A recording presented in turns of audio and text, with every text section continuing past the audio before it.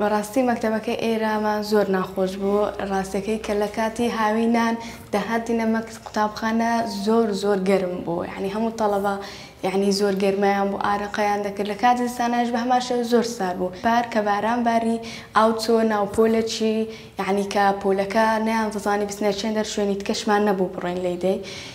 لە کاتی وەرزشکردنمان زۆر ناخۆش بوو ساحەمان نەبوو یاری تێدا بکەین و هەنی هەر ئەوها ڕاوەدەستیان بەڕاستی نەهامەتی زۆرمان لێرە دیوە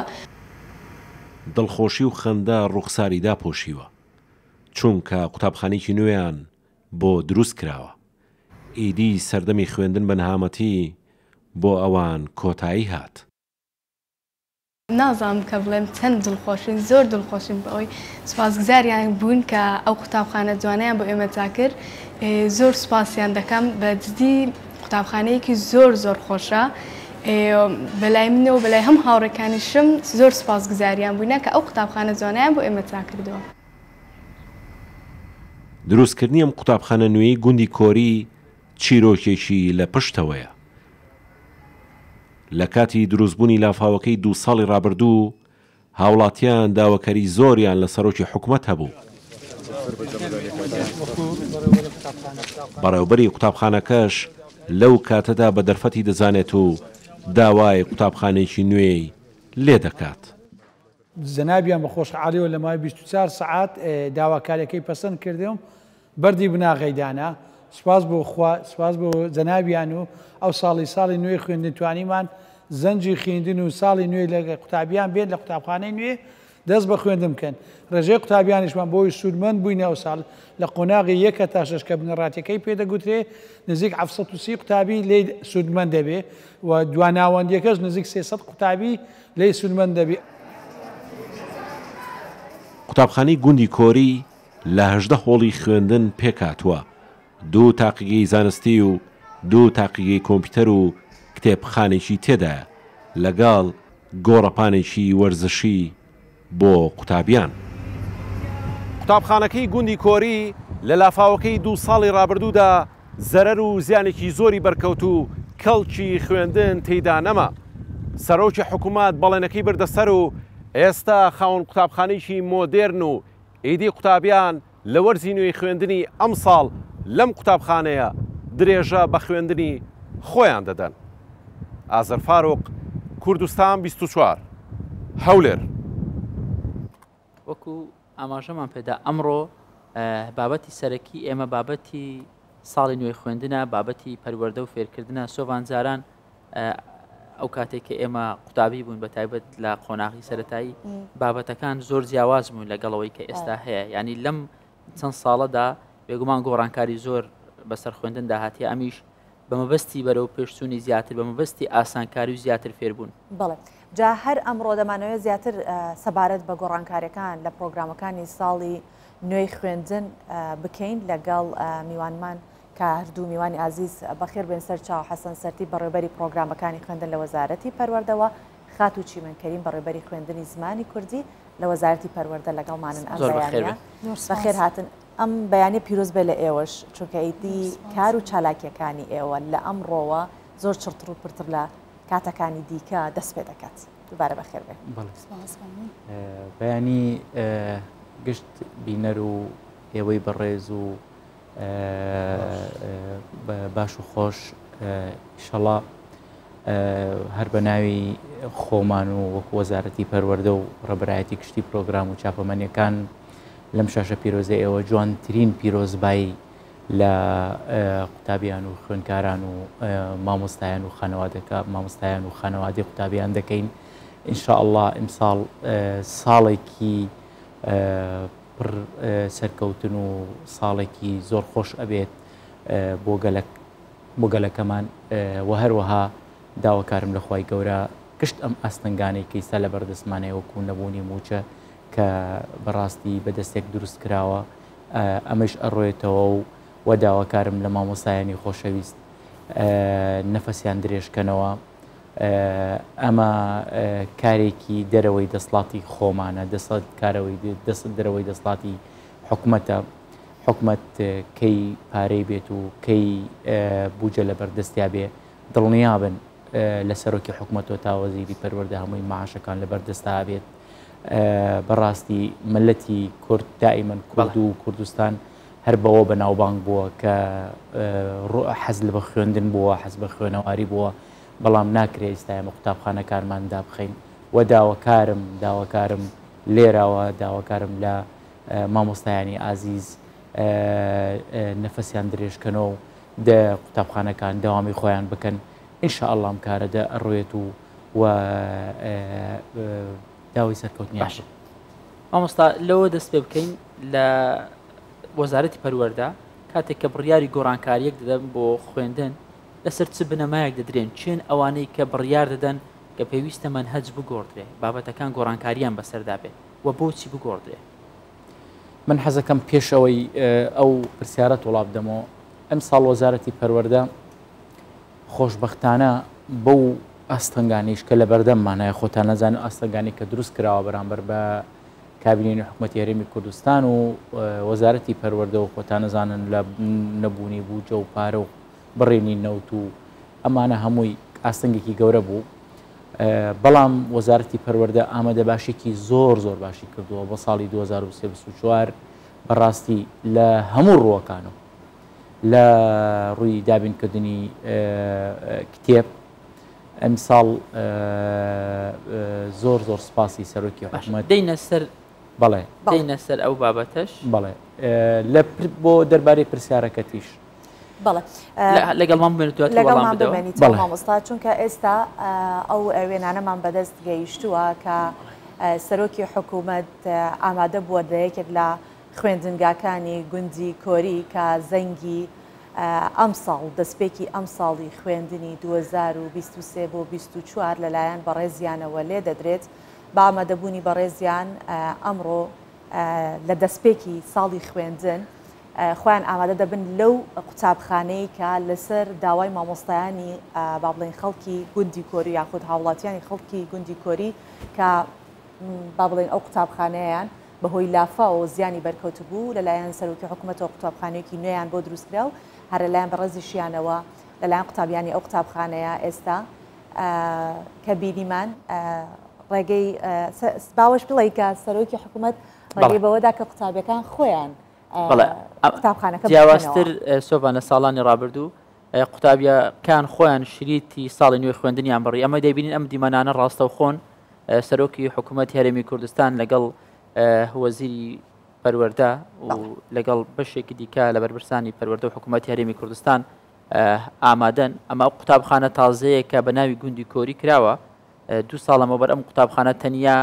لە جەمەلۆن و چەند کابینەیەک پێک هاتبوو بەڵام ئێستا بینایەکی زۆر باش و ناوازیان بۆ دروست کراوە قوتابیانی گوندی کۆری دەتوانن سوودی لێ ببینن کە ئەمە قوتابخانەیەکی هەژدە پۆلیە و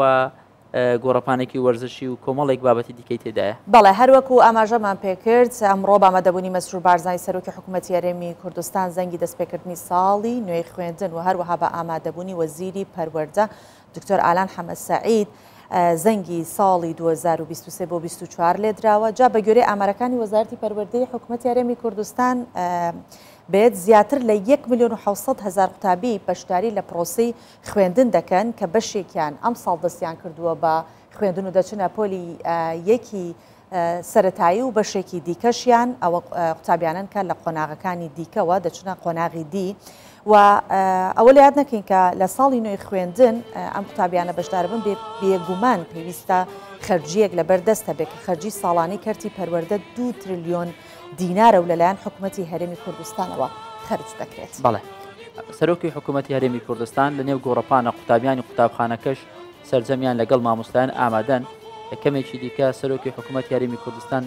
زەنگی ساڵی نوێی خوێندن لێ دەدات بێگومان وەزارەتی پەروەردە و حکوومەتی هەرێمی کوردستان کار استراتیژی زۆری هەبووە لە کابینە نوێی یەکەم لە بواری ژێرخانی پەروەردەیی ئەو توانوێتی قوتابخانەیەکی 8 قوتابخانە و باخچەی ساوایانی منداڵان کە بە کەرتی تایبەت و بە حکومیەوە و بەرهەم بێنێ زیاتر لە 10 قوتابخانەی دیکەش لە تەوابووندایە کاریان تێدا دەکرێت و لە هەمان کاتدا توانیوێتی لەم کابینەیە 1300 قوتابخانەی دیکەش نۆژەم بکرێتەوە. جاجگە لە قوتابخانە دروستکردنی ژووری نوێی خوێندنیش هەر لەم کابینەیە 238 ژووری نوێی خوێندن دروست کراوە و تا کۆتایی ئەم ساڵ 167 ژووری دیکەی خوێندنیش دروست دەکرێت پاشکەمێکی دیکە لەلایەن سەرۆکی حکوومەت و هەروەها وەزیری پەروەردە کە بە ئامادەبوونی وەزیری پەروەردە و چکەلەوە پارێزگاری هەولێر زەنگی یەکەم ڕۆژی ساڵی خوێندنی 2023 بۆ 24 لێ دەدرێت و وێنەکان وەک دەیبینین ئەمە یەکێکە لەو قوتابخانانەی کە با فەرمانی سەرۆک وەزیران دروست کراوە لە گوندی کۆری لەوێ زەنگ لێ دەدرێت.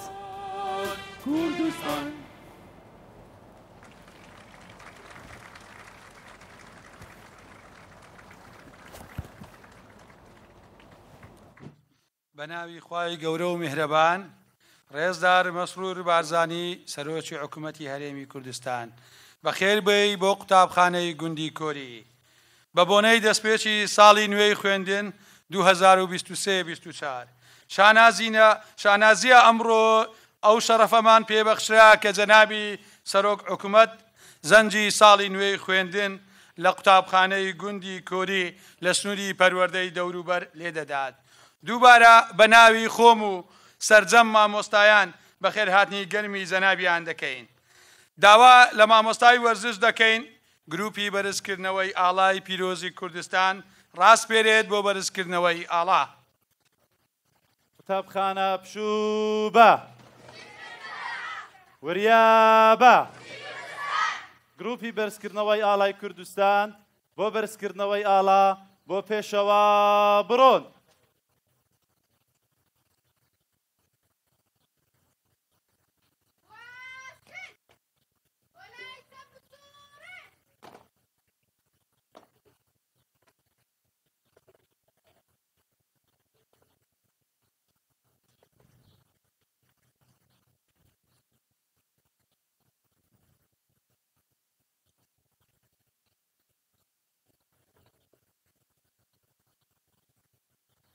سڵاوکەن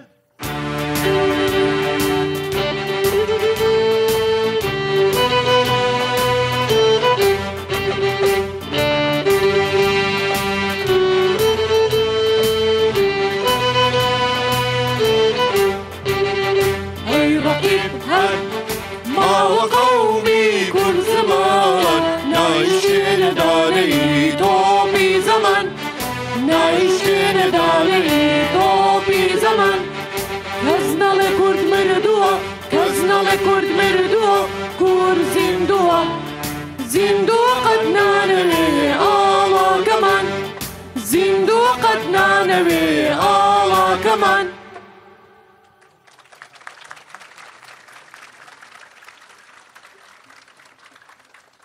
ئێستاش داوا لە وەزیری پەروەردە دەکەین دکتۆر ئالان عەمەد سەعید دەکەین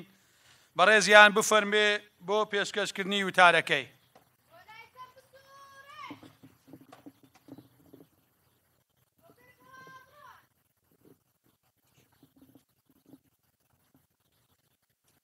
بەناوی خوای گەورە و میهرەبان،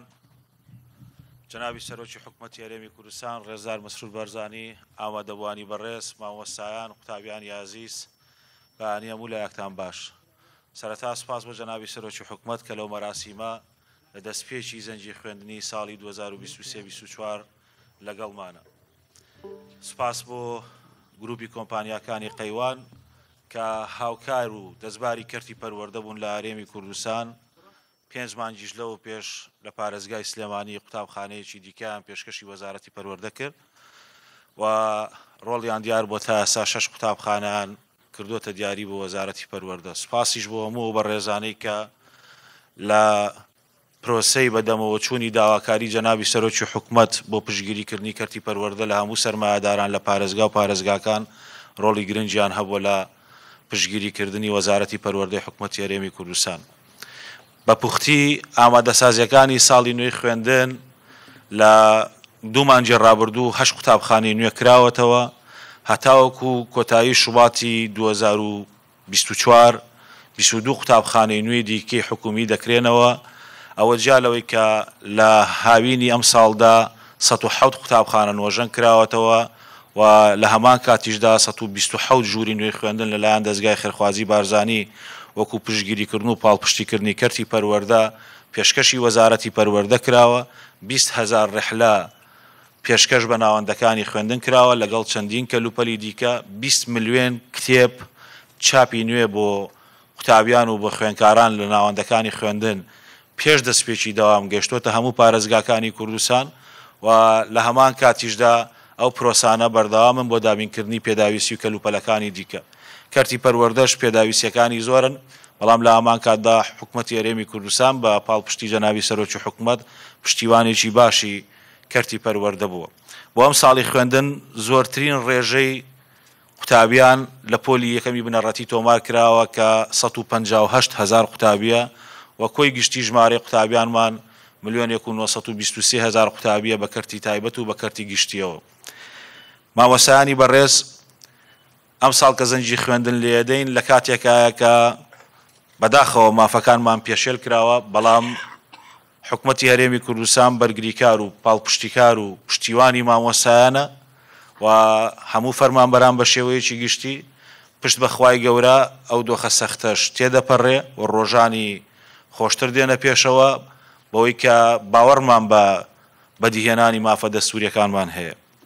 ساڵی نوێ لە هەموو لایەک پیرۆز بێ بۆ هیوایی بتوانین لە ساڵی خوێندی 2023-2024 ئەنجامێکی باش بەدەستبێنین ئەو تەجروبەیە کە هەمان بوو لە ساڵی خوێندی 22-23 بتوانین زیاتریش گەشەی پێ بدەین ئێساش داوا لە جەنابی سەرۆکی حکوومەتی هەرێمی کوردستانەکەم جەنابیان بفەرمێ بۆ پێشکەشکردنی وتەیەک و پاش وتەکەش بۆ لێدانی زەنجی خوێندی ساڵی 23-24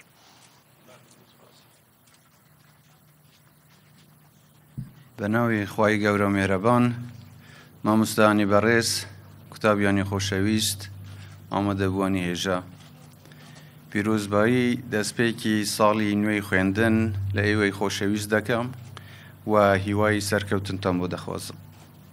خۆشحاڵم کە لێرەین لەگەڵێەوە بۆ کردنەوەی ئەم قوتابخانە نوێیە کە بە شێوەیەکی زۆر جوان و سەردەمیانەکراوە بیرمە 2 ساڵ پێش ئێستا کە هاتین بۆ سەردانی ئەو زیانانەی بەهۆی لافا و بە گوندی کووری و ئەم قوتابخانەی ئێوە کەوتبوون هاتینە سەردانی ئەم شوێنە ئەو وەختە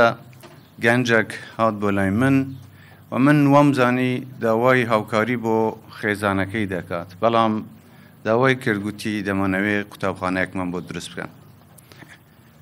ئێمە هەر لە وەختە داوامان کردووە ئەوەی بتوانین ئەو قوتابخانەیە دروست بکەین داوامان لە کەرتی تایبەت کرد و بە سوپاسەوە ئەو وەختە کاک شێخ فاخر شێخ تەیب ئەم ئەرکەی گرتە ئەستۆ و داواکەی قبول کرد و ئەم قوتابخانەی دروست کرد لێرەوە جێخۆیەتی من سوپاسی کاک شێخ فاخر و گروپەکانی قەیوام بکەم کە ئەمە چەندین قوتابخانەیە پێشکەشی قوتابیە خۆشەویستەکانی کوردستان دەکەن زۆر زۆر سپاس هیوادارم نمونەتان زۆر بێت بۆ ئێمە بۆ قوتابیە خۆشەویستەکان بۆ کوردستان پەروەردە و خوێندن سیمای داهاتووی وڵاتەکەمان پێشان دەدەن وەیە گرنگەیەکی زۆر بە خوێندن و بە پەروەردەی نەوەی نوێ و بۆ داهاتووی کوردستانش دەدەین لێرە دەبینین کە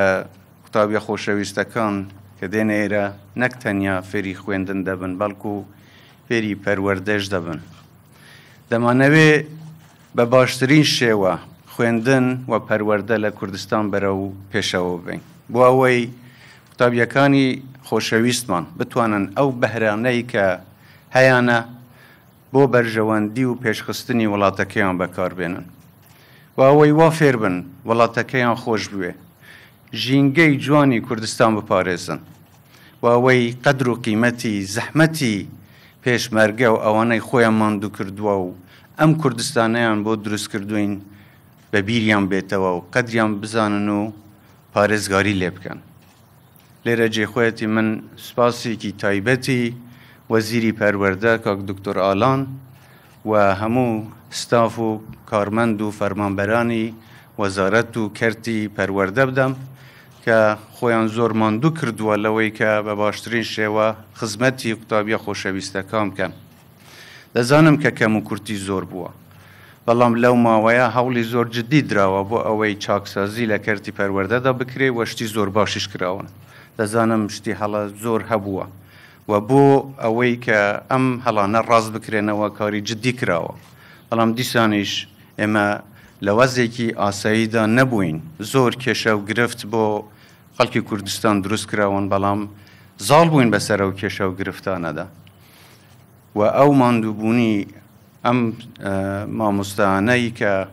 بەردەوام بوون لە خزمەتکردن و وانەوتنەوە بە قوتابیان و بە کەرتی پەروەردە جێی شانازی و پێزانینی هەموو لایەکمانە من سوپاسێکی بێپایانم بۆ خۆڕاگری مامۆستایان هەیە کە هەمیشە هەموو هەوڵێکیان داوە قوتابیە خۆشەویستەکانی ئێمە پێ بگەینن و نەیەڵن کەرتی پەروەردە دوا بکەوێ یان پەکی خوێندن بکەوێ هەمان دەزانین لەوانەیە زۆر فشار بخرێنە سەر هەرێمی کوردستان بۆ ئەوەی ئەزمونونەکەی ئێمە دوچاری شکەست ببێت یان بەرەو پێشەوە نەچێت یەکێک لە هۆکارەکانی بەرەو پێشچوونی وڵاتەکە ئەمەیە کە نەوەی داهاتووی ئێمە باشتر بێت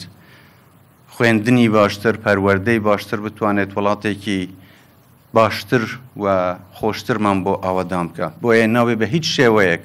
ئێمە بکەوینە ژێر فشاری هیچ لایەنێک کە خوا نەخواستە نەیەڵین کردی پەروەردە یان خوێندن بەردەوام بێت من زۆر زۆر سپاسیە و مامۆستا بە ڕێزانە دەکەم کە دەزانم لە ڕووی مادیەوە مالیەوە چەند لەوانە تووشی گرفت بووبن بەڵام ئەوەی ئێمە پێمان بکرێ لە حکوومەت یاریێم هەموو هەوڵێک دەدەین بۆ ئەوەی کە ئەم قەیرانە و ئەم وەزعە نالەبارەی کە ئێستا هەیە تێپەڕێت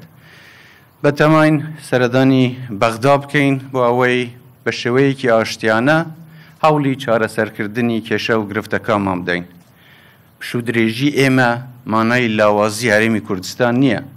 بەڵکو خەمخۆری ئێمەیە بۆ ئەوەی نەیەڵین کێشە و گرفتەکان بە ئاقارێکی تردا ببرێن و دەمانەوێت بە شێوەیەکی ئاشتیانە کێشەکانمان چارەسەر بکەین و هەموو شایستەدارایەکانی خەڵکی کوردستان و مافە دەستوریەکانی خەڵکی کوردستان دەستەبەر بکەین دەمانەوێت سەردانی لایەنە سیاسیەکان بکەین وای بزانین بۆچی وەڵامی چاکەی خەڵکی کوردستان بەو شێوە دەدرێتەوە کاتێک کە خەڵکی کوردستان باوەشیان بۆ هەموو خەڵکی عێراق کردەوە چاومان لەوەیە کە ئێستا هەموو خەڵکی عێراقیش بەرگری لە ماف و شایستەکانی خەڵکی کوردستان بکات دەمانەوێت بزانین کە لەبەرچی ئەو سیاسەتی برسیکردنی هەرێمی کوردستان دەگرێتە بەر ئێمە پێمان وایە سەرکەوتنی کوردستان سەرکەوتنی هەموو عێراقە بژانەوەی ئابووری کوردستان بژانەوەی ئابووری هەموو عێراقە لێرەدا هەندێک کێشە و گرفت هەن ئێمە پێشتر لە سەردانەکانماندا زۆر ڕێکەوتنی باشمان لەگەڵ بەڕێز سەرۆکوەزیران ئەنجامدا و ئەو ڕێکەوتنانە پێمان وا بووە دەبنا هۆکارێک بۆ سەقامگیری زیاتری عێراق و پێشخستنی وڵاتەکەمان بەڵام بەداخەوە ڕێگریان لێکرا نەیان هێشتا و ڕێکەوتنانەی ئێمە لەگەڵ سەرۆکوەزیران کەونەواری جێبەجێکردن بەڵام ئێمە داکۆکی لەسەرەوە دەکەینەوە کە جارێکی تریش ڕێگەی چارەسەر بدۆزینەوە وایە لە سەردانەکانمان بۆ بەغدا هەموو هەوڵێک دەدەین بە شێوەیەکی ئاشتیانە چارەسەری کێشە و گرفتەکان بکەین ئەوەی بەشێک لەو مافەی کە مامۆستایانیش دەگرێتەوە ئەوەش پێتە دی و ئینشاءڵڵا بەبێ ئەوەی کە خەمی موچە و بژێوی ژیانی خۆیان بێ بەردەوام بن لە پەروەردەکردنی گەنج و قوتابیە خۆشەویستەکانمان من جارێکی تر سوپاسی هەمووتان دەکەم و هیوادارم سەرکەوتوو بن تەندروست بن کوردستانیشمان هەر ئاوادان بێت پیرۆزبایتان لێ دەکەم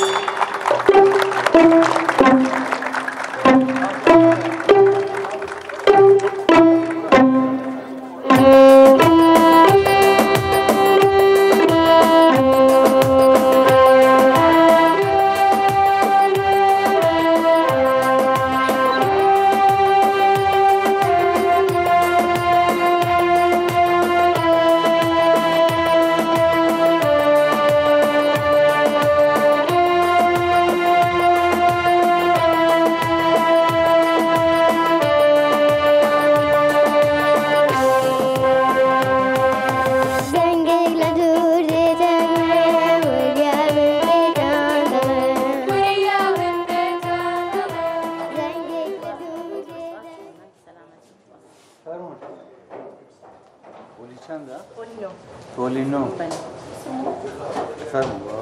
تێکەلە پەڕین و پەڕینی خۆی گوتمان پەڕینی خۆی یعنی ئەو تێکەلە پەڕینەیە کە لە خۆی و لە ناوە خۆی باوانەکە دەست بە دروستبوونی دەکات لە باوان لە بۆ وەچەکە باشە بەڵام تێکەلە پەڕین بەو شێوەیەکە پۆرگەت دەگوازرێتەوە بۆ کۆسپی وەکێکی تر کە بمەش دەگوترێت تێکەلە پەڕین باشە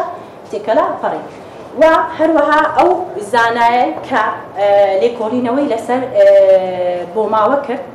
زانایە چێ بوو زانا مەندەل بوو گوتمان لێکۆڵینەوەی زۆر کرد بۆی هەر بەردەوامی لەسەرەوەی ڕۆکێکی هەڵبژار لەسەر ڕۆکەکە ئەویش چێ بوو ڕۆکی پۆلگە بوو زۆر تاقیکردنەوەی کرد زۆر سەرکەوتن و شکستی هێنا بەڵام ئەنجامدا گەیشتە سەرکەوتنێکی گەورە کە ڕۆکێک بدۆزرێتەوە بۆ ئەوەی ئەو ئەنجامی ئەو ئەنجامی کە دەیوێ بەدەستی بێنێ ئەویشت بوو ڕۆکی پۆلگە بوو گوتمان ڕۆکی پۆلگە بوو کە لە بۆ ماوەیە بەکارهات زیاد لەوە وەختیەوە ناگرم بەسەر ویستم بێم سەردانیەوە بکەمەوەی وەدارم ئەم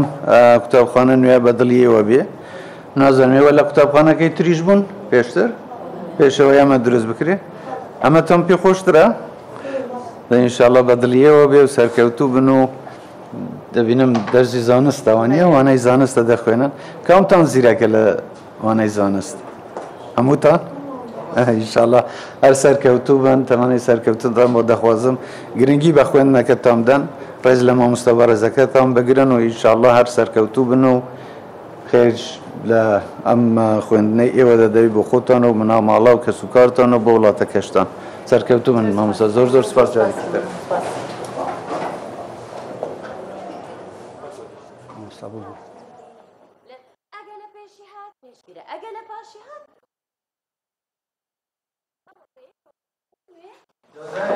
فەرموو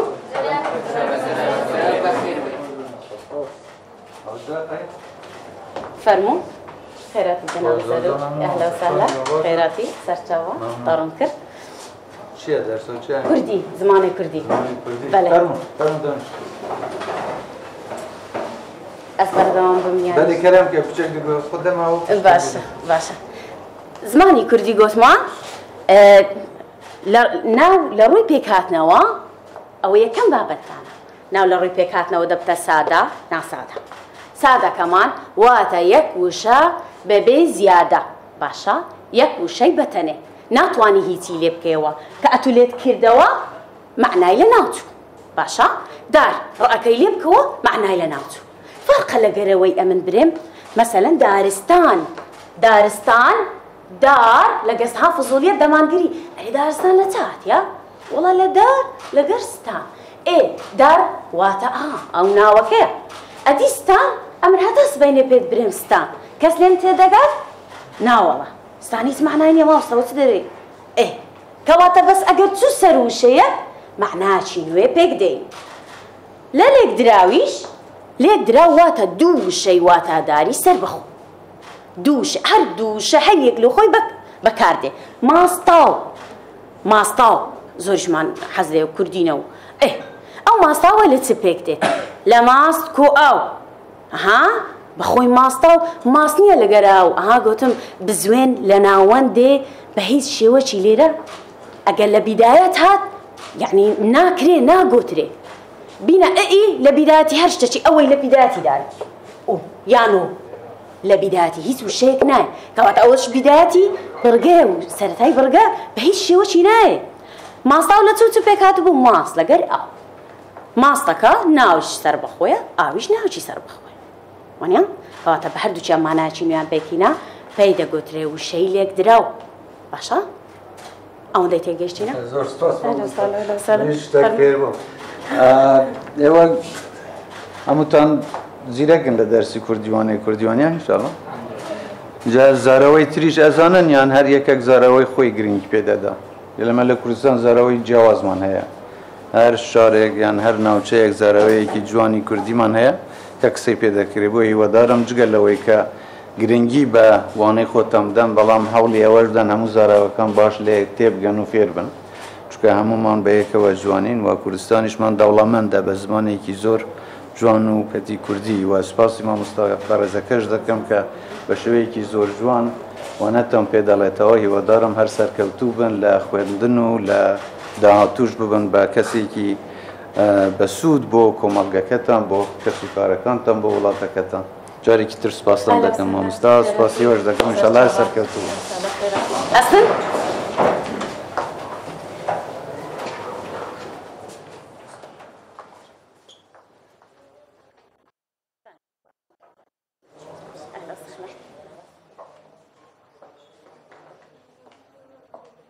ولو جابتان نداوە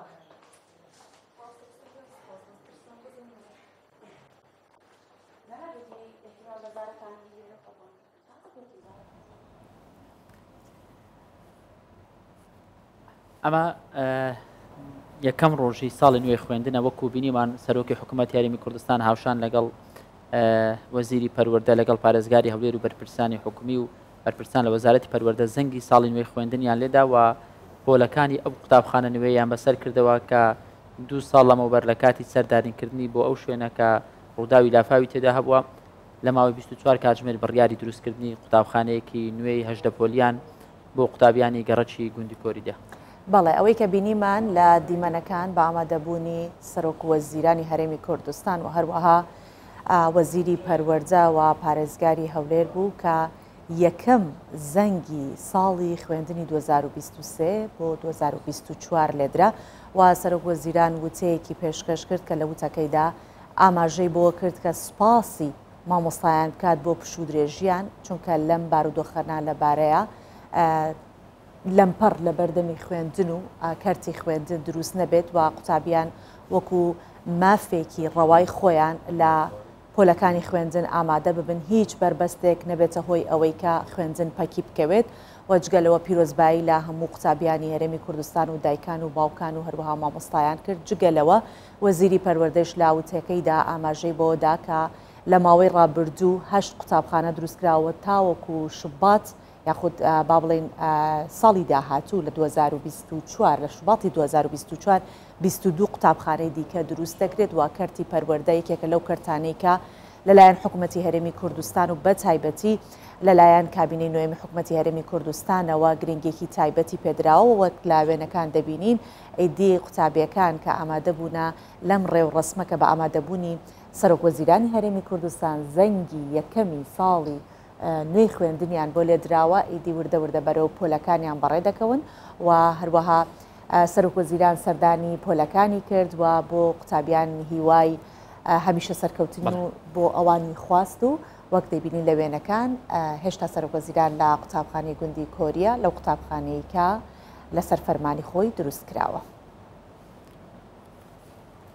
بڵێ وەکو ئەوەی کە وەزیری پەروەردە لە وتەکەی ئاماژەی پێدا کە ئەم ساڵ 1,923,000 قوتابی لە پەروەردە دەوام دەکەن قوتابی دەیانەوێت زانست و زانیاری زیاتر فێر بن ئەمە قوتابخانەی گوندی کۆریە تاوەکو ئێستا سەرۆکی وەزیرانی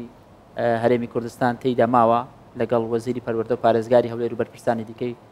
حکومی ئەمە بووە دەستپێکی ساڵێکی باش بۆ قوتابیانی گوندی کۆری وەکو ئەوەی کە ئەم چیرۆکە دووەمین جارە سەرۆک وەزیرانی هەرێمی کوردستان باسی لێوە دەکاتن کە ئەو کاتەی چووەتە گوندی کۆری گەنجێک هاتووە داواکاری پێشکەش کردووە سەرۆک وەزیریان دەڵێ من وامزانی داواکاریەکی بۆ خێزانەکەی هەیە بەڵام دڵخۆش بووم کە زانیم داواکاریەکەی لە پێناو پەروەردە و فێرکردنە داواکاریی خەمخۆرانەیە بۆ دروستکردنی قوتابخانەیەکی باش و گونجاوە قوتابخانەی گوندی کۆری لە 3 ساڵی ڕابردوو لە هەرێمی لە شاری هەولێر دروست کراوە کە زیاتر لە 500 قوتابی تێدا دەخوێنێ لە کابینە لە جەمەلۆن لە ژێر سەقفێکی زۆر خراپ خوێندنیان کردووە سەرما و گەرما کاریگەری زۆری لەسەر قوتابیەکان دروست دەکرد بەڵام دوای سەردانی سەرۆک وەزیرانی هەرێمی کوردستان ئێستا بۆنە خاوەنی قوتابخانەیەکی مۆدێرن گۆڕەپانی وەرزشی تاقیگەی زانستی قوتابخانەیەکی هەژدە پۆلی دوونهۆمی تێدا دروست کراوە و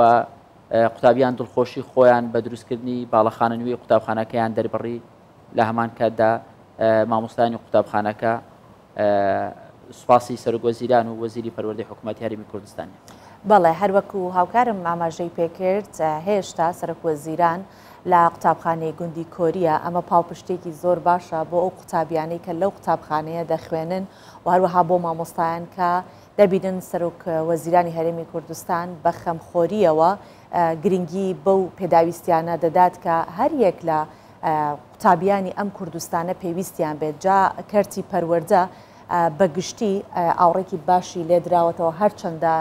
جۆرەها لەمپەر هاتبێتە بەردەمی هەرێمی کوردستان هەر لە بڵاوبوونەوەی نەخۆشی پەتای کۆرۆنا هەتاوەکو ئەم بارودۆخە ئێستا کە بەسەر هەرێمی کوردستانە هاتووە بەهۆی نەناردنی شایستەدارەکانی هەرێمی کوردستان لەلایەن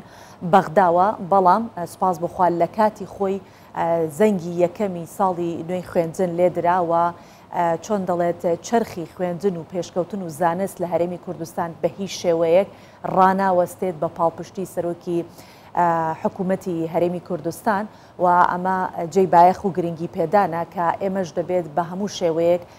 پاڵپشتی ئەوە بکەین و وەکو مامۆستایان وەکو دایکان و باوکان پش و درێژ بین هەروەکو سەرۆکوەزیران ئاماژەی بەوە کرد کە ئەم پش و درێژیە جێگەی گرنگی پێدان و سوپاس و پێزانینە جا باسی کارە استراتیژیەکانی وەزارەتی پەروەردە بکەین لە کابینەی نوێیەم کە یەکەم لە بواری ژێرخانی پەروەردەیی دروستکردنی نەوەت قوتابخانە و باخچەی منداڵان کە حکوومەت و کەرتی تایبەت و هەندانی دەستەی وەبەرهێنان پێکەوە دروستیان کردووە هەتاک زیاتر لە دە قوتابخانەی دیکەش لە تەواوبووندان یان کاریان تێدا دەکرێت و لە هەمان کاتدا 1300 قوتابخانەی دیکە و لەگەڵ باخچەی ساوایان نۆژەن دەکرێنەوە. بەڵێ دروستکردنی ژووری نوێی خوێندنیش هەر لەو چوارچێوەیەدایە کە 238 ژووری نوێی خوێندن دروست کراوە و تاوەکو کۆتایی ئەم ساڵش 167 ژووری دیکەی خوێندن دەگاتە کۆتایی دروست دەکرێت. ڕاهێنان بە مامۆستایان کارێکی دیکەی وەزارەتی پەروەردەیە کە دەوێت مامۆستایان ڕاهێنانیان پێ بکرێت بۆی بتوان ئەزمموی زیاتر وەربگرن ئەمیش لە ساڵی 2023 تاوەکو 2030 واتە بۆ ماوەی 7 ساڵ درێژەی دەبێت مانگی نۆی ئەم ساڵ دەکەوێتە بواری جێبەجێکردن بۆ گەشە پێدانی توانای مامۆستایان لە کەرتی حکومی و پاش چەند ساڵی دیکە کاریگەری باش لە کوالێتی پەروەردە و فێرکردن دروست دەکات. بەڵێ جگە لەمانەش با باسی وتەکانی سەرۆک وەزیرانی هەرێمی کوردستان و وەزیری پەروەردەش بکەین چونکە زۆر بە گرنگی و بە بایەخەوە باسییان لە کەرتی پەروەردە کرد بە تایبەتی سەرۆک وەزیران لە وتەکاندا ئاماژەی بەوە کرد کە هەمیشە بەهۆی ئەو دۆخە ناسەقامگیری کە جار ناجار لە بینی بەغداد و هەرێمی کوردستان دێتە پێشەوە لەمپەر لە بەردەمی موچەخۆرانی هەرێمی کوردستان دروست دەبێت کە بە تایبەتی جەختی کردەوە سەر مامۆستایان کە ئەتوانین بڵێن پیشەیەکە ئەوە نازانێت کە ئەگەر هات و موچە شایستەی دارایی یاخود هەر کێشێکی دیکە هاتە بەردەم بەوەستانی مامۆستاکان دەبێتە هۆی ئەوەی کە ئەم کەرتە پەکی بکەوێت بەڵام سوپاسی پش و درێژی مامۆستایانی کرد کە لەم بارودۆخەیە بەردەوامن لە پۆلەکانی خوێندن بە پێدانی زانست و زانیاری بە قوتابیەکان بۆ ئەوەی کە قوتابیان ساڵێکیان واتە دوانەکەوێت یاخود هیچ کێشەیەک لە خوێندن بۆ قوتابیان دروست نەبێت. باسی لەوە کرد دڵسۆزی مامۆستایان و ئەو شارێک کە لەلایەن بەغداوە بۆ سەر هەرێمی کوردستان دروست کراوە وای نەکردووە لە دڵسۆزیان کەم بکرێتەوە و ئەمان لە خەمی قوتابیاندان لە خەمی زانست و زانیاری و پەروەردە و فێرکردندان مامۆستایان بەردەوام دەبن لە هەمان کاتدا سەرۆک وەزیرانی هەرێمی کوردستان لە درێژەی وتەکەی باسی لەوە کرد لە داهاتوو جارێکی دیکە دەڕۆنەوە بۆ بەغدا لەگەڵیاندا دەنیشن تەنیا لە پێناو ئەوەی کە بتوانن شایستەدارەیەکانی هەرێمی کوردستان بەدەست بهێنن و باسی لەوە کرد بێدەنجی ئارامگری هەرێمی کوردستان وانای واتای لاوازی نییە بێگومان بەردەوام دەبن لە بەدەستێنانی شایستەداراییەکان و وەرگرتنی مافی مامۆستایان و فەرمانبەران و خەڵکی هەرێمی کوردستان بۆی بتوانن ئەو شایستەدارایی کە هەیەە وەربگرن مافەکانیان پێ ببەخشرێ. باشە زۆر چاکە ئێمڕۆ لە هەموو هەرێمی کوردستان زەنگی خوێندن یاخود زەنگی یەکەم و دەستپێکی ساڵی نوێی خوێندن لێ دەدرێت و لە تەواوی شار و شارچکەکان ئێستا لە کۆمەڵێ لە خوێندنگاکان مەراسیمی لێدانی زەنگی یەکەمی ساڵی خوێندنە دەچینە زاخۆ لە زاخۆش هاوکارمان چەکدار جەمالمان لەگەڵ ئەبێت ئەو لە یەکێک لە قوتابخانەکانی زاخۆ لەگەڵمانە و باسی ئەمڕۆمان بۆ دەکات کە چۆن و لەلایەن کێوە زەنگی یەکەم ئی ساڵی خوێندن یاخود ساڵی نوێی خوێندنی 2023-24 لێدراوە چەکداردەی نەلایت. بله روژانگو بخیر بید دیاره بروکه روژکا گلکا گرنگه هم بو قطابیان هم جی بو سمیان نوان چوکا هم رو روژا ایکی یکو زنگا بجین دست پیکر نا قطابخانه یا جی خواندن یا سال 2023-24 دست پیکریه از نوکل ایک جی قطابخانه زاخوم دیاره ها حوصا یعنی وی گرمیه هکار یعنی دیکو بابن قطابیان بجین زاروکن خو اینا نویره وگاوه ربابری قطابخانه بواد آخوید به حزدکت که دست پیکا خواندنیه دی چوا حشوالات خو کن حش آخا خو کن دی چوا بجین روزانه که دمت هاتنا و با قطابخانه دی چوا بجین وانن خو درست جبر کن و دیسانجی خواندنا خو درست اف سالا دا بجین بین سبونده سرکفتی بن مدویت آماجه پی بکن پیشا بچم دف ربابری اوی قطابخانه خامتیر یعنی مدویت آماجه پی بکن کد اف سالا دا سنور اداره سربخوی زاخودا 8300 قطابیان یعنی دست به خواندن اکریه و دیسان جی بابت هری گرینگ اوه لهمو سنور بجین اداره سربخوی زاخو چه دواما سه دوامینی نه چه قطابخانه یعنی بجی یکیش آماجت به چندینه که حکومت هرما کردستان یعنی پیته که گلک مازم ویکرتی دا که کرته که گلک گرینگه هکار یعنی صبحان از ده حول دم ریوبری قطابخانه ولو یه با قطابیات آخویجی بس حس که ما مستعگر بیه برسیده مالی ببورت قطابیات آخویجی جار سالانی الهنگو پیروز بیتو همی قطابی با مستا مجبید یعنی چند گرینگه دمت گوتنت خدا هنگ بحث بکن که اف قطابیه زارو کن حج بجنوانه کبید که گریدای حج کرنه بوه آخه بله جلب خیرات سر جواب ام طبعا سالاني خواندنل همي قطابيا بيروسكين سميونت بيروسكين الملت خو بيروسكين سران سري هرم كردستان البته افروكا وقتی دست نشان کردن شلای وزارت پرورده و افروكا 13 حیوانه یکم روزه درگه نووند قطابخانه همیت هاتی نو کردن و ان شاء الله او قطابيا وک امانتك تصوم دایا یا پیدوی امه بو بیجین هل بد دوره ما مستایگله که وقت ام وی زاروکی وی تمنی فری حجه که نوالات بیتکین اکید اف زاروکه دم مازند بیجیرو دبیت کسی که باش نف جواکی خدا نف کمالگه ها خدا ده آخوی و حجه که نوی بولات بیت سر همی تشتکی را بیتن. زور سپاس سیدم. گلک سپاس. زور سپاس. ها کار سوان یعنی دیارم و کو ماموستاج آموزش پیکری کو د ایک اولویات واد دم آموزگاری انجینی صحت القطابیت خود کند حبابید کو حجه کرنا ولاتی حجه کرنا آخر بتایبتی جی اویجی کو انسان یعنی مروی تا از کو زاروکن دوا وسطی گهینن کو اوی ولاتی گلک خیم بوهاتی رتن حتی کو گلک زاروکن و کی وان ماینه ایتیم حتی کو افروکه آلایوا لناوندن خواندن و ل بجین گورپان قطابخانه حساب آزادی بلم روی بله. بله زور سپاس دکین هاوکارمان چکدار جمال لزاخو لگل ما بود. لگل تام بردوام بین دین و هولیر سرنجتان با هولیر راد کشین بلام ام بابتی که لهولیر همانو سبارت با هاوکارمان نورس عبدالله من لگل بید نورس سبارت با بابتی که دیکه لگل ما نبید که امرو لا هرمی کردستان اتوان بلین سردان سیاسی کان بردوامن بلام اوی که گرینگا لهرمی کردستان وزیری دروی نمسا سردانی هرمی کردستان کراو للان سروکی هرم و پیشوازی لکراو و دیارا هاوکاران من اگر آماده بن سبارت بو سردانا زانیاری من پیادن و هر کاتک کاتوانی من لگل هاوکار من نورس پیوندی دروست بکین او که زیاتر سبارت بو بابتا زانیاری وردگرن. امرو ساڵی نوێی خوێندە بوو گرنگترین ڕۆژە بۆ قوتابیان بۆ مامۆستایان بۆ کەرتی پەروەردە بەگشتی زەنگی ساڵی نوێی خوێندن لەلایەن سەرۆکوەزیرانی هەرێمی کوردستانەوە لە قوتابخانەیەکی شاری هەولێر قوتابخانەی گوندی کۆری لێدرا و لە هەمان کاتدا حکوومەتی هەرێمی کوردستان لەم ساڵدا توانیوێتی ژمارەیەکی زۆر لە قوتابخانەکان نۆژەم بکاتەوە بەشێک لە قوتابخانەی تازەشی لە شار و شارچکەکانی هەرێمی کوردستان دروست کردووە ئەمە بێگومان بەهۆی خەمخۆری حکوومەتی هەرێمی کوردستانە بۆ کەرتی پەروەردە و ئێمە لە ستۆدیۆ میوانمان لەگەڵە میوانەکانمان قسە دەکەین و ئەو کاتانەی کە پامێرمان ئامادە بوو جارێکی دیکە دەیان پچڕێنینەوە بێگومان ئێوە خەمخۆری پەروەردەنا بابەتەکەشمان پەروەردەی بۆیە سپاس بۆ پشت و درێژتان مامۆستا پرسیارێکم لە مامۆستا کرد بوو هەر ئەگەر بینەوە سەرەتایەوەی لەسەر چ بنەمایە گۆڕانکاریەکان دروست دەبێت خۆشبەختانە هەر لە دەستپێیەکی کابینەی نوێی حکوومەتی هەرێمی کوردستان لە یەکەم ڕۆژی دەست بەکاربوونی سەرۆکی حکوومەت یەکێک لە خاڵە و بڕگە گرنگەکانی ناو خوێندنەوەی بەرنمەکەی لە ڕۆژی پەرلەمان ئەویش پێداچوونەوە و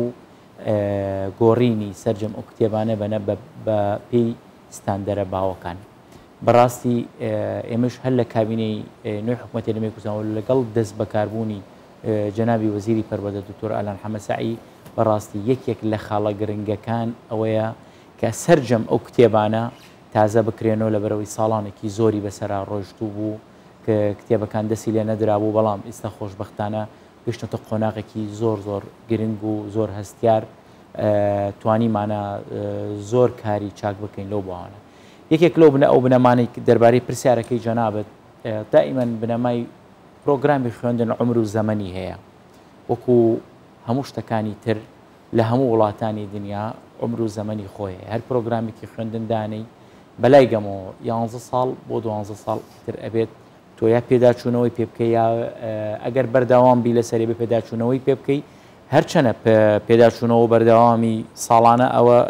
شتێکی پرینسیپەکەی کەلاوانە بێت دەست پێ بکرێتەوە بەڵام لە دوای 11 ساڵەکە ئەبێ دەستکەیت یان بەردەوام ئەبیت یان دەیگۆڕی ئەمە یەکێکە لەوانە ئێمەش لە کابینەی نوێی حکوومەتی هەرێمی کوردستان درک بەوە کرا کە پرۆگرامەکانی خوێندنی هەرێمی کوردستان تقریبەن بەرەو کۆنی ئەڕوا بەرەو ئەوە ئەڕوا کە ئیتر ئەبێ دەستی لە بکەن هەندێک کتێبمان هەبوو لە ساڵی 2000ەکانەوە نەگۆڕابوو لە 90ەکانەوە نەگۆڕابوو بەڵام ئێمە دەستمان پێکرد خۆشبەختانە هەرچەنە لەو کابینە ئاستەنگی زۆر هاتە پێشمان وەکو خۆتانەزان بڕینی بوو جە شەڕی داعش کۆرۆنا یعنی باش ماوەستا حەسەن دەینە سەر ئەوەی کە کاریگەرەکان چی بوونەوە ئێوە چۆن توانیوتانە لەسەر ئەو لەمپەڕانە تێپەڕن بەڵام بە پرسارێک لە مامۆستا چیمەن بکەین کە بەڕێوبەری خوێندنی زمانی کوردیە لە وەزارەتی پەروەردە دەمێ بزانم ئەم بەشەی ئێوە گرنگیدان بە زمانی کوردی بە خوێندنی زمانی کوردی وەکو دەبینین لە پارچەکانی دیکەی کوردستان چ گرفتێک هەیە سەبارەت بە زمانی کوردی و تەنانەت هەندێک مامۆستاشەیە دەستگیر دەکرێن ئەگەر خۆشیان وانە لەسەر چۆنەڵێتینی خۆبەخشی خۆیان بڵێنەوە تا چەندە گرنگە کە لە کوردستان ئەوەندە گرنگی بە زمانی کوردی و زمانی دایک درراوە سەرەتا بەیانی باش لە جەنابتان و هەموو کوردستانیان ساڵی نوێی خوێندن لەسەر جەم قوتابیان و مامۆستایان و خانەوادی قوتابیان پیرۆز دەکەن ئینشاءالله ئەم زەنگە دەبێتە زەنگی متمانە و خۆڕاگیری سەرجەم مامۆستایان بۆ درێژەدان بە پرۆسەی پەروەردە لای هەمومان ئاشکرایە لە کابینەی نوێمی حکوومەتی هەرێمی کوردستان بە پاڵپشتێکی تونند و بەهێزی سەرۆکی حکوومەت ڕێزدار مەسرور بارزانی کە گرنگی هەروەها وەزیری پەروەردە دکتۆر ئالان حەماسایی گرنگێکی زۆر بە زمانی کوردی دراوە یعنی توانم بڵێم تاکە کابینەیە کە ئەو پاڵپشتی و سەپۆرتەی زمانی کوردی کراوە هەر لەسەر دەستی ئەم کابینەیەشە کە بەرەبەراتی زمانی کوردی لە پرۆگرام و چاپەمەنیەکان فەرمانی بۆ دەرچووە و دەست بەکار بووە گرنگێکی زۆر تایبەت هەیە کە هەر لە باخچەی ساوایانەوە هەتا دەتوان بڵم ئامادەی بە هەموو پرۆگرامەکانی خوێندن بۆ زمانی کوردی بەبێ هیچ لەمپەرێک و بەبێ هیچ ئاستەنگێک بۆ ئێمە یعنی هەر شتێکیشمان داوا کرد بێ و پێشنیار کردبێ بە ئەو پەڕی لێبوردەیە بۆمان جێبەجێ کراوە ئەمسەد سیمەن لە ساڵی ڕابردوو بوو یان 2 ساڵی ڕابردوو بوو بە دروستی ینی نازانم بەڵام بۆ قوتابیانی پۆلی 12 ئامادەی بابەتێک هەبوو تەریکردنی وانەکانی کوردی و عەرەبی ئەمە لەسەر چ بنەمایەک ئەو بڕیارە درا ئایا خواستی تەڵەبەکانە یاخود ئێوە بابەتێکی گرنگترتان هەیە کە ئەم بڕیارە دەرێت ڕاستی لەسەر و بڕیارە ئێمە خۆمان زۆر کێشەمان هەبوو دڵگیرانیش بوون پێین وەکو وەزارەتی پەروەردە وەکو پرۆگرامەکان چکە بابەتی کوردی لای ئێمە لەسەر و هەموو بابەتەکانی ترەوەیە بەڵام ئەوە کە لەلایەن خوێندی باڵەوە ئەو بڕیارە دەرچوو هۆکارەکەیمان نەزانی هەر بە هاوکاری مامۆستا حەسەن و وەزارەتی پەروەردەش ینی پێداگیرێکی زۆرمان کرد کە ئەو بابەتە بگەڕێتەوە جارێککە هەر هاژمار بکرێن نمرەکەشی هەم قوتابیانیش گرنگێکی زیاتری پێ بدرێت باشە زۆر چاکە بابینەوە لای مامۆستا حەسەن باست لەوە کرد کە لەگەڵ ئەوەی کە گرفت هەبووە بەڵام ئێوە بەردەوام بوونە لە هەر کاتێک کە پێویست بە گۆڕینی پرۆگرامەکانی خوێندن بوو بێت ئەو هەنگاوەتان ناوە ئەو ئاستەنگ و لەمپەڕانە چی بوون و چۆن توانیتان بەسەریانە سەرکەون؟ حقت ئاستەنگ و لەمپەر زۆر هەبوو بەڕاستی ئەنی بۆ چوونەکان دائیمەن فەرقی هەیە کابینەکان دائیمەن فەرقی هەیە بۆ چوونی وەزیرەکان دائیمەن فەرقی هەبووە بە حتا زۆر جارەیە مدیرعامێکیش بۆ مدیرعامێکی تر گۆڕانکاری کە بۆ بینی کۆمەڵی ئەفکارەیە ئێمە لەم کابینە بەڕاستی ینی لە دوای دەست بەکاربوونی مامۆستا ئالان بەڕاستی ویستمانە هەموو مؤسساتکان بکەینە سیستەم یعنی ئەگەر من بەیانی مدیرعامی پرۆگرامە مەگەر نەمێنم نە ئەو سیستەمەوەکو خۆی بڕوە چیتر گۆڕانکاری نەبێ تەنها گۆڕینی پۆست بێم لێرە نامێنێ حەسەنە ڕوا عەلی دی عەلی دێت محەممەد دەڕات ئەو هیچ لە مۆزوع نەگۆڕێ زۆر تا ڕادێکی زۆریش تا ئەوەستا لە وەزارەتی پەروەردە زۆر سەرکەوتوو بووینە لەم سیاسەتە لە بەرەوەی ئێستا کە خۆتان نەزانن وەزارەتی پەروەردە بووەتە وەزارەتێکی ئەلکترۆنی لە ڕێگەی ئی پەروەردەکانەوە یەک کۆمەڵێ ئیمان دروست کردەوەکو ئی قوتابخانە ئیوانە ئی کتێبخانە ئی پرۆگرام هەموو ئیەکان دروست کراوە بۆ ئەوەی هەموو خانەوادەی منداڵێک ئاگادار بێت لە منداڵەکەی شێکرێت لە وەزارەتی پەروەردە چێکرێت تەنانەت حتا ئێستا سیستەمی نووسینی وەرەقەیش نەماوە ینی هەمووی ئەلکترۆنیە مامۆستا حەسەن پێم خۆشە پرسیارێک بکەم بێگومان لە هەموو وڵاتان کەرتی پەروەردە پەیوەستە بە پەرۆپێشچوونی کۆمەڵگا و بە زانست و بە زانیاری ئێستا ئێمە لە هەرێمی کوردستان هاوشانی زۆربەی وڵاتان لە بابەتە تەکنۆلۆژیایەکان دەمانوێت شوێن پەنجەمان دیار بێت و ئێستا سۆشیال میدیا و ئایپات و مۆبایل و هەموو ئەمانە بەشێکن لە ژیانی هەر یەکەمان ئێوە بیرتان لەوە کردوتەوە لە وەزارەتی پەروەردە بتوان شوێنێک بکەنەوە بۆی کە وەکووانە کاری لەسەر بکرێت پەروەردەی بەکارهێنانی ئەم بابەتانە بەڵێ خۆشبەختانە ئیمساڵ یەکەم هەنگاومان کەوتە جێبەجێکردن وەکو پرۆگرامی ئەمە کتێبی کوردی پۆلیەکە بە دووەرز ئەمە تێنووسێکە ئیمساڵ دروستمان کردووە ئێستا تەمەشاکە ئەم کتێبە ئەلکترۆنیە ئەگەر کوردێک لە ئەمریکا بێ لە کەنەدا بێ لە ئەوروپا بێ لە ئەفریقیا بێ لە هەر وڵاتێکی دنیا بێ تۆ ئەتوانی لە ماڵەکی خۆتە دانیشیت فێری مناڵەکەت بکەی تەنانەت ئەگەر مناڵەکەتیش ڕۆژێ نەچێتە قوتابخانە ئەتوانی لە ڕێگەی ئەم کتێبەوە فێری دەرسەکانی بکەیت طبعاً ئەمە ئیمساڵ یەکەم کتێبە وەکو ئەلکترۆنێت بۆ ئەو شوێنەی کە هینکرا لە کەم وڵاتی دنیایش ئەمە کراوە ئێمە بە هەنگاوی خۆمان بە جوودی ذاتی خۆمان توانیمانە لە ڕێگەی بەڕێبەرایەتی زمانی کوردی و لوژانی باڵای پارێزگاکان لێراوە دەستخۆشییان لە یەکەم طبعاً هەموو لوژنەکان لە گەرمیان تازاخۆ هەمووی لوجانی باڵامانەیە لوجانی فەرعیمانەیە لە پارێزگاکان بۆ نمونە ئەمە مەسەلەن ئەمە ئەوە خانم وەرزی یەکەم و ئەو وەرزی یەکەم ئەمە وەرزی دوو هەمە مەتە بۆ هەر وەرزێک ئێستا ئاسانکاری بێ بۆی کە قورس و بەڵێ کراوە یەکێک لەوانەی کە مەسەن کراوە بە ئەلکترۆنی کراوە مەسەلەن ئەمە بارکۆردە تۆ چەند جارێکە دەتبڕین بەڵام کێشەمان نییە ببوورە دەگەڕێنەوە وڵاتان کێشەمان پامنێرمان نەورەس عەبدوڵڵا وەردەگرین نەورەس عەبدوڵڵا لەو شوێنەیە کە وەزیری دەرەوەی نەمسا سەردانی سەرۆکی هەرێمی کوردستانی کردووە کە شەوی ڕابردوو وەزیری دەرەوەی نەمسا گەیشتە هەرێمی کوردستان لە شاری هەولێر پێشوازی لێکرا ئێستاش سەرۆکایەتی هەرێمی کوردستانە لەگەڵ سەرۆکی هەرێمی کوردستان کۆ دەبێتەوە.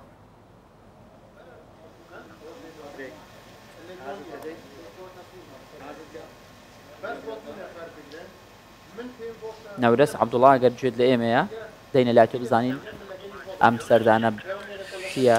بەڵێ هەکار بەیانیتان باش کەمێک لەمەوبەر ئەلێکسەندەر شاڵنبێرگ وەزیری دەرەوەی نەمسا یەکەم کۆبوونەوەی فەرمی خۆی لە هەولێری پایتەخت دەست پێ کرد لەگەڵ نەچیروان بارزانی سەرۆکی هەرێمی کوردستان. هەکار دوێنێ وەزیری دەرەوەی نەمسا لە فروکەخانەی نێودەوڵەتی هەولێرەوە گەیشتە هەرێمی کوردستان و بڕۆ کۆمەڵێک دیداری تایبەتی دەبێت وەک باسم کرد کەمێک لەمەوبەر کۆبوونەوەکەی لەگەڵ نەچیروان بارزانی سەرۆکی هەرێمی کوردستان دەستی پێ کرد و بڕیار وایە دوایی ئەم سەردانە لێرە نانی بیانی لەگەڵ نەسیروان بارزانی سەرۆکی هەرێمی کوردستان دەخوات و دواتر سەردانی کۆڕبەندی ئابووری نێوان هەرێمی کوردستان و نەمسا دەکات و دواتر کۆبوونەوەی دەبێت لەگەڵ سەرۆک بارزانی وەروەها مەسرور بارزانی سەرۆکی حکوومەتی هەرێمی کوردستان بێگومان پەیوەندیی دۆستانە و لە مێژنە لە نێوان نەمسا و هەرێمی کوردستان هەیە و ئۆفیسی بازرگانی ئێستا لە ئۆفیسی بازرگانی وڵاتی نەمسا لە هەرێمی کوردستان لە هەولێری پایتەختەیە و ئێستا کار بۆ ئەو دەکرێت بۆ ئەوەی کۆنسۆڵخانەی نەمسا لە هەولێری پایتەخت بکرێتەوە بێگومان لە گفتوگۆکانی ئەمڕۆی لەگەڵ سەرکردە باڵەکانی هەرێمی کوردستان باسی ئەم بابەتە دەکرێت کە چۆن و بە چ میکانیزمێک کۆنسۆڵخانەی نەمسا بکرێتەوە بە تایبەت کە توانین بڵێن لە دوای ساڵی 2006ەوە ڕاستەوخۆ گەشتی نێوان هەرێمی کوردستان و بڵێن گەشتی نێوان هەولێر و نەمسا هەیە و ئەمە کار ئاسانی دەبێت و تا دروستبوور و پێکەنانی ئۆفیسێکی بازرگانی لە ماوەی ڕابردوودا کار ئاسانی زۆر دەکات بۆ دروستکردنی کۆنسۆڵخانەی نوێ لە هەولێری پایتەخت و ئەمەش دەچێتە چوارچێوەی کارنامەی کابینی نوێ حکوومەتی هەرێمی کوردستان بۆ پەرەپێدانی پەیوەندی دیبلۆماسی و کردنەوەی زۆرترین کۆنسۆڵخانەی هەرێمی کوردستان لە دەرەوە و لە هەمان کاتدا کردنەوەی زۆرترین کۆنسۆڵخانەی وڵاتانی بیانی لە هەولێری پایتەخت و لە هەمان کاتدا بێگومان پەیوەندی ئابووری لە نێوان هەردوو لاشدا گفتوگۆ دەکرێت و هەرێمی کوردستان بە تایبەت کە ئێستا کۆمەڵێک بابەتی سەرەکی هەیە بۆ ئەوی کۆمەڵگەی نێودوڵەتی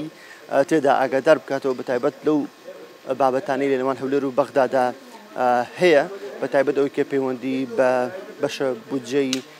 هەرێمی کوردستانەوە هەیە بێگومان هەرێمی کوردستان چاوی لەوەیە کە کۆمەڵگەی نێودوڵەتی و هاوپەیمانان ڕۆڵی خۆیان ببینین بۆ ئەوەی ئەم ڕێککەوتنانی لە نێوان هەولێر و بەغدادا هەن وەکو خۆی جێبەجێ کە چاوەڕ دەکرێت ئەمە تەورێکی گفتوگۆکان بێ و جیا لەوەش وەک باس بکرد پەیوەندی دوو کۆڵی نێوان هەرێمی کوردستان و وڵاتی نەمسا دوایی ئێرە وەک باسم کرد هەکار سەردانی کۆڕبەندی ئابووری لە هەولێر کۆڕبەندێکی ئابووری نێوان نەمسا و هەرێمی کوردستان بەڕێوە دەچێت لە ڕۆتانە و دواتر کۆبوونەوەی دەبێت لەگەڵ سەرۆک بارزانی وەروەها مەسرور بارزانی سەرۆکی حکوومەتی هەرێمی کوردستان و پێشتریش لە بەغدا لەگەڵ بەرپرسانی باڵای عێراق ئەلێکسەندەر شاڵنبێرگ لەگەڵ بەرپرسانی باڵای عێراق کۆبووە و باڵوسانەی وڵاتە لە عێراق کرایەوە بێگومان کار لێرە هەرێمی کوردستان داخوازەکانی خۆی پێشکەشی وەزیری دەرەوەی نەمسا دەکات بۆ ئەوەی بتوانرێت ئەم کۆنسۆڵخانەیە بە هەماهەنگی نێوان هەردوو لە هەولێری پایتەخت بکرێتەوە بۆ ئەوی کار ئاسانی زیاتر بکرێت هەم بۆ باشترکردنی پەیوەندی ئابووری و هەم بۆ باشترکردنی پەیوەندی دیبلۆماسی و سیاسی نێوان هەرێمی کوردستان و نەمسا. بەڵێ ئێمە سپاس دەکەین هاوکارمان نەورس عەبدوڵڵاه سەبارەت بە سەردانەکەی وەزیری دەرەوەی نەمسا و پێشوازیکردنی لەلایەن سەرۆکی هەرێمی کوردستانەوە لەگەڵمان بوویت. سپاس دەکەین. بەردەوام ببین لە پرۆگراممان ئەمڕۆ هەروەک دەزانن دی ڕۆژێکی زۆر پیرۆز و گرنگە بۆیە هەر سەبارەت بەو بابەتە لەگەڵ میوانەکانمان گفتوگۆ دەکەینەوە. مامۆستا حەسەن ئەو کاتە ببوورە ناچار بووین کە بۆ وەرگرتنی زانیاری بچینە لای هاوکارانمان بەردەوام بی جەنابەت چووکە ئەوە باست کرد لە دوو وەرز پێک هاتووە. بەڵێ مەسەلەن ئەم کتێبە ئەلکترۆنیە بۆ وەڵامی پرسیارەکەی جەنابەت ئێستا ئەم کتێبە هەمووی بارکۆردی هەیە مەسەلەن ئەو بارکۆردە لێدەی ناوی مؤلفینەکان هەمووی دەرەچێت چۆن بووە دروست کراوە چۆن کراوە هین بۆ مەسەلەن بۆ نمونە ئەمە هەر یەکێکی هیمایەتە بەڵێ ئەمە هەر یەکێکی ئەم کتێبە ئەلکترۆنی کراوە هەرێکی بارکۆرتی خاصی خۆی ئەمساڵ یەکەم ساڵە خۆشبەختانە کەوتە بەردەسی قوتابیانی خۆشەویست ئەم دوو منداڵە ئەمە هەردووکی ڕاز و ڕەوایە ئەمە دوو ئەکتەری تازەی لەدایک بووی کوردی تەواوە بە ئەتیفاقی هەموو پارێزگاکان و ئیدارە سەربەخۆیەکان لوجانەکان دین کراوە بە ناوی ڕاز و ڕەواوە جاران دارا و زارامان دارا و زارا پیر بوون ئێستا ئەمە مناڵەکانیان هاتوۆتە ئاراوە زۆر ناسا حەسەن هەمان بوو کە ئەمان بینی لە تۆڕە کۆمەڵاتەکان گلەیان لەوا کردیان با هەر لەسەر ئەو زارا و دارا بمێنینەوە چونکە یادەوەری و کۆنی منداڵیمانی ڕەنگە بۆ ئێمە بابی بەڵام بۆ ئەو جیلە نوێ بەڵێ ئیتر ئەوە چۆن بوو کە هەندێک لە هەبوو مامۆستا و بڵین ڕاستە زۆر بابڵین مەبەستم لەوەیە کە کێشە دروست بوو هەتاوکو ئەمە هاتە ئاراوە یاخود نار بە ئاسانی باش بوو بەڵێ زۆر بۆ چوون هەبوو حتا تەنانەت یان کتابی باڵدار بگەڕێتەوە کتێبی باڵدار پەنجاکان دروست کراوە بە دەستخۆشیوە لێراوە بەڕاستی باڵدار خۆشەویستی لە دڵی هەموو کەسێکە هەیە خۆشەویستەکەی دیارە وەختی خۆی پاراستنی زمان لە ڕێگەی ئەو کتێبەوە هەبوو لە قوتابخانەکانی ئێمە بەڵام دوای جێ دەڵین بۆ مامۆستا چیمەن ئەو باسیکە ئەو خۆی مامۆسای کوردیشەوە بەڕێبەرایەتی هینەوەیە بەڵام ناکرێت تۆ ئێستاکە ئەم سەردەمی ئایپات وکو بە ڕێزت ئاماژت پێکرد من بگەڕێمەوە بڵێم مێوژی مام زۆرە بڵێم کۆمەڵە شتی تر هەیە دۆی دادا ڕژە ئەمە حتا لە ئەوەی کە بتوانێ مامۆستایەک بینی کە ئێستا دەستی ناکەوێت دۆی دادا بڕژێت چۆنە ئینی بکە ئەبێت تۆ سەردەمیانە فێری بکەی ئیمڕۆ منداڵ حەز و ئارەزووە بە پێی تواناکان ئایا من لە هەر کەسێک ئیستا لە ئەوروپیەک لە ئەمریکیەک بپرسیار کە بڵێ ئەو مەنەجەی کە زمان فێری زمانی ئەو وڵاتت پێکرد هی 30 ساڵ بە لە ئێستا وەکو ئێستاوایە بە تەکیدی وانە ئێمەش وڵاتێکیم گۆڕانکاریمان بەسەرەدێ ئێمە ئەم تەجروبەی ئەلکترۆنیەت بەڕاستی لە دوای کۆرۆنا فکرەیەکی تازەیە بۆمان هاتووە بەڕاستی وە فکرەیەکە لە چەند وڵاتێک بەکارهاتووە تا ئێستا کەین بکرێ ئێستا تۆ ئەم کتێبە ئەگەر بەیانی منداڵەکەت ئێستا ئەگەر لە ماڵیشە نەڕوا بۆ دەوام بەیانی دایکەکە باوکەکە ئەتوانێت لە ڕێگەی مۆبایلەکەوەیە ئایپاتەکەیەوە دەرسەکەی بۆ شەرحەکە باشترین مامۆستا دەرزی بۆ شەرح زۆر باش مامۆستا حەسەن لەگەڵ مام بمێننەوە ئەو جارە دەگەڕێنەوە لای مامۆستا چیمەنیش بەڵام با پەیامنێرمان ئەڤین عەتاش بگرن ئەویش هەر لە هەڵەبجەوە لەگەڵمانە تایبەت بە دەستپێکی نوێ ڕۆژی خوێندن زۆرمان ئێوە پچڕان جارێک گەڕای بەڵام دڵنیان کە ئامانجی ئێوەش خزمەت زۆر پەروەردە بۆیە ئێوە بەدڵێکی گەورە لێمان وەردەگرن وڵات هەر ئاوادان ئەبین بەیانیت باش دێمە لای تۆ بزانین لەکوێی و قوتابیان و ئامادەکاری وەرزی نوێی خوێندن لە هەڵەبجە چۆنە بەڵە سلااوان لێبێت بەیانی ئێوەش باش ئەمڕۆ دەستپێکی ساڵی نوێی خوێندنە لە هەرێمی کوردستان دیارە لە پارێزگای هەڵەبجەش بەڕێبەرایەتی گشتی پەروەردەی هەڵەبجە ئامادەکاری تەواویان کردووە بۆ کردنەوەی دەرگای خوێندن وەوا بڕیارە ئەمڕۆ 152 قوتابخانە بەڕووی خوێندکاراندا بکرێتەوە من لە قوتابخانەی کۆلێژی هاوبەشی کوڕانم کە لێرە با مەکتەبی تورکیەکە ناسراوە ئەمڕۆ زەنگی ساڵی نوێی خوێندن لە قوتابخانەیە لێ دەدرێت هەموو خوێندکارەکان لە نێو قوتابخانە ئامادەن وە کەمێکی دیکە مەڕاستیم دەست پێ دەکات دیارە بە ئامادەبوونی بەڕێبەری گشتی پەروەردەی هەڵەبجە کە لێرە دەبێت بۆ لێدانی زەنگی ساڵی نوێی خوێندن و لەگەڵەوەشدا جێگری پارێزگاری هەڵەبجە ئامادە دەبێت وە سەرجەم ئەو لایەنە بەرپرسانی کە سەر بە پەروەردەی هەڵەبجەن لە نێو قوتابخانەکەدا هەموو ئامادەکاریە کراوە ئەوەی کە دەبینرێ خوێندکارەکان وردە دێنە نێو گۆڕەپانی خوێندنگاکەیان بۆ ئەوەی کە ئامادە بن و زەنگی ساڵی نوێی خوێندن لێ بدرێت لە سنووری پارێزگای هەڵەبجە ئەمساڵ زیاد لە 30,000 خوێندکار دەچنە نێو ناوەندەکانی خوێندنەوە قوتابخانەکانی سنووری پارێزگای هەڵەبجە و پەروەردەی هەڵەبجە و لەگەڵ ئەوەشدا 2010 مامۆستا لە سنووری پارێزگای هەڵەبجەیە هەیە ئەم ساڵ قوتابیانی پۆلی یەکی سەرەتایی 2000 خوێندکارن کە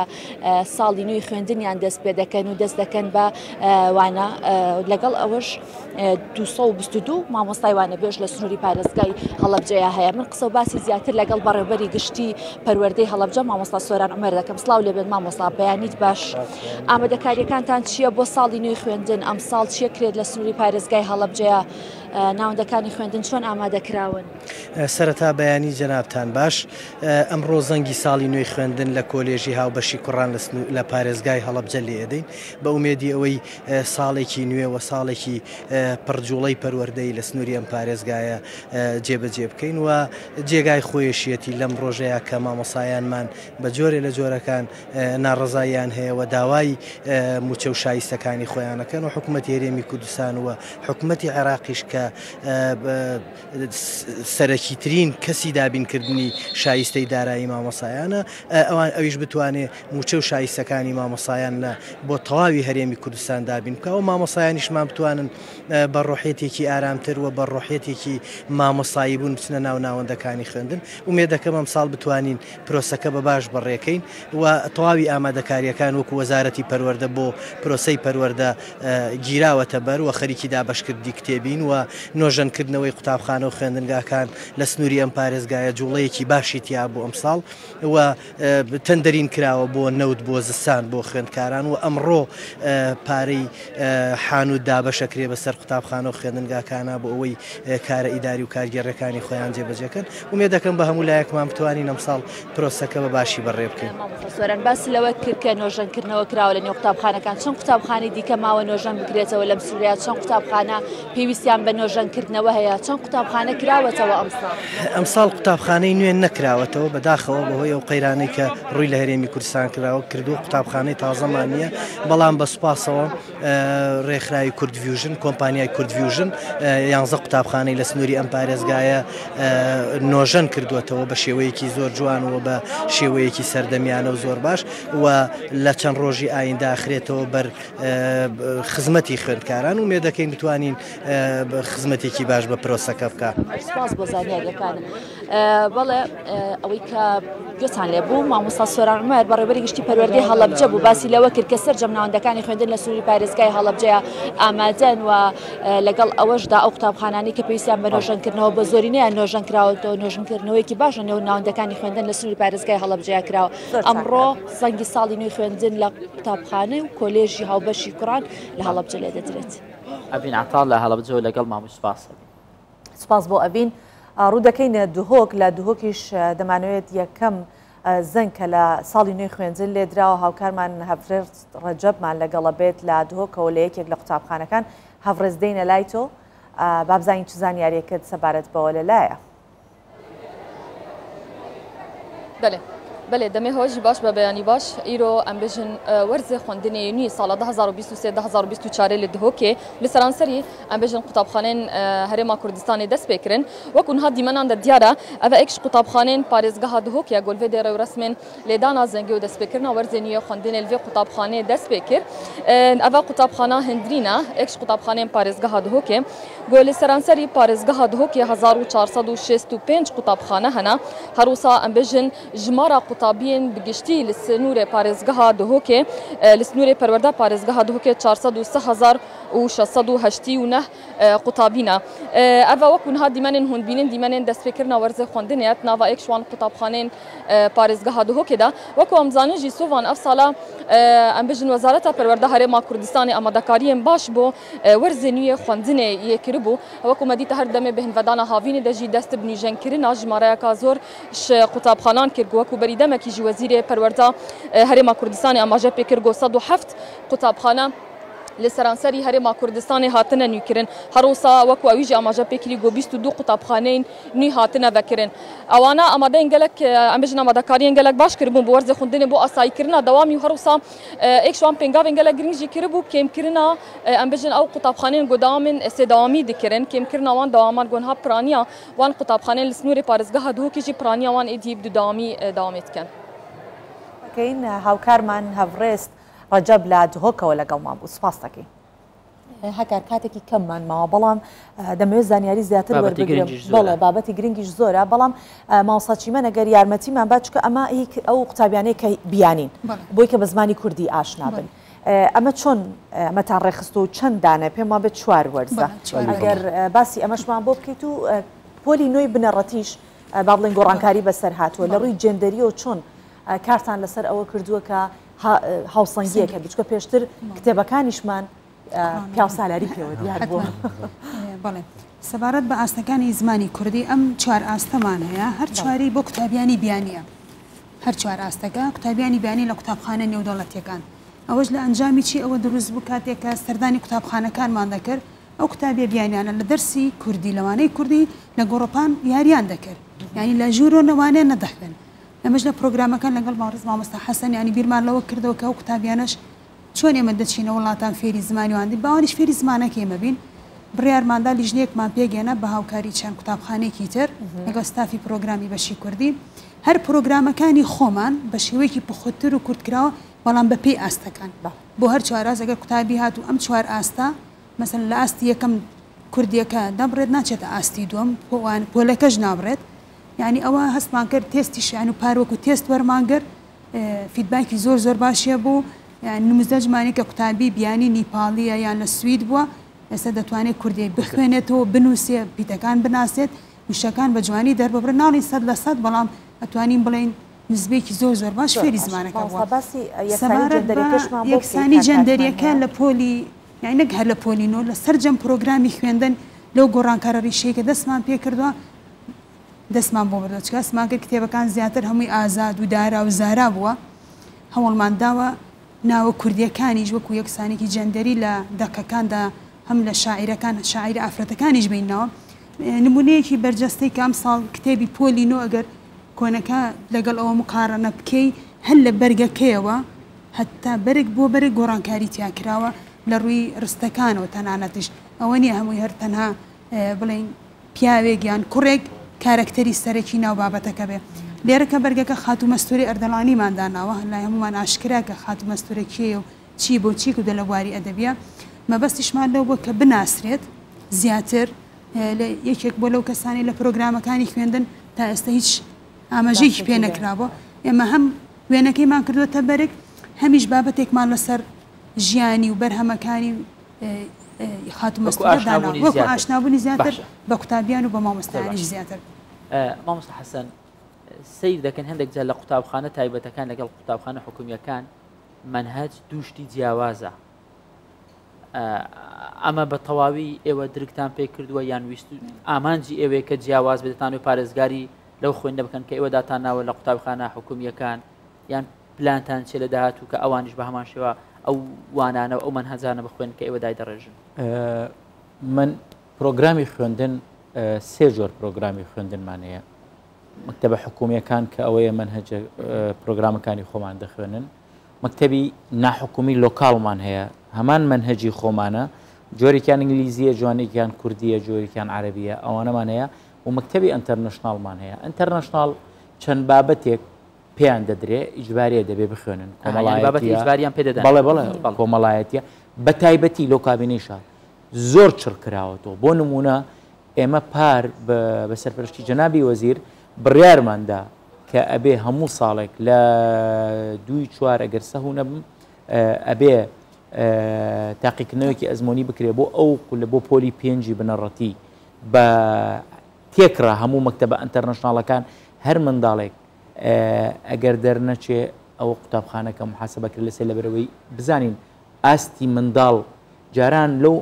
مەکتەبە ئەنتەرنەشناڵ و لۆکاڵانە زۆر بایەخیان بە زمانی کوردی نەدەدا بەڵام ئێستا بەڕاستی زۆر بەرنامەی زۆر بەهێزترشمانەیە بۆ ئیمساڵ ئامادەی باشێکی زۆر باش کراوە لە هەموو بابەتەکانە بۆ ئیمساڵ دڵنیام ئیمساڵ وەزارەتی پەروەردە ئیشەئەڵڵا هیچ شتێک نێتە ڕێگە و دەوامی خۆی بکرێ ئیمساڵ ساڵێکی زۆر نمونەی ئەبێ بۆ وەزارەتی پەروەردە و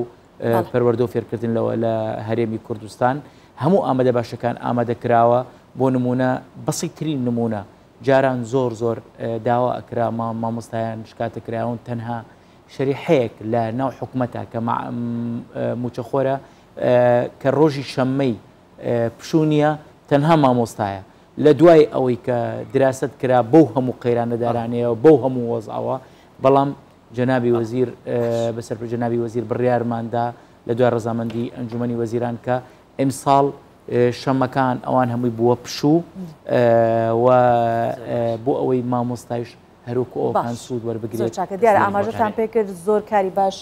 لەم ساڵا لە کەرتی پەروەردە کراوە بە سوپاسی مامۆستا حەسەن سەرتی بەڕێبەری پرۆگرامەکانی خوێندن لە وەزارەتی پەروەردە و هەروەها مامۆستا چیمەن کەریم بەڕێبەری خوێندنی زمانی کوردی لە وەزارەتی پەروەردەکەین زۆر سپاس دەستان خۆش دووبارە ماندوو نەبن ئێوەمان زۆر ڕاگرت بەڵام ئێوە پێشەنگی فێرکردنی قوتابیانن بێگومان ئەو بابەتانی کە دەشبینی بابەتی زۆر نوێ و سەرنجڕاکەیش و جوانە هیوادارن لە ساڵانی داهاتوو بابەتی زۆر باشتر و بەسووتر بۆ قوتابیان ئامادە بکەین بێگومان بەم هۆیە کوالیتی خوێندن زیاتر بەرز دەبێتەوە سپاس بۆ ئێوە کە لەگەڵ سپاس بۆ جەنابتان حقەتێ مەحەزمانە کە زۆرتر باسی بابەتەکان بکەین بەڵام کوردستان هەر ئاوادان بێ ئینشاڵڵا ئێوە شەر پڕ خەبەر و ساڵی خوێندن ئەمڕۆ دەستی پێ کردو زۆرمان ئینشاڵڵا بەرەوەی لە سپاسانەکەین هەر لەگەڵ ئێوە ماڵاوایی لە بینەران و بیسەرانی پرۆگرامی بەیانی 24ەکەین سپاس بۆ ئێوە کە لەگەڵمان بوون و پیرۆزبایەکی دیکەی گەرم لە قوتابیان دایکان و باوکان و مامۆستایان دەکەین هیوای ساڵێکی پڕ لە بەرهەمی باشی زانستی بۆ ئێوە دەخوازین هەمیشە هەبن و لەش ساڵ بن.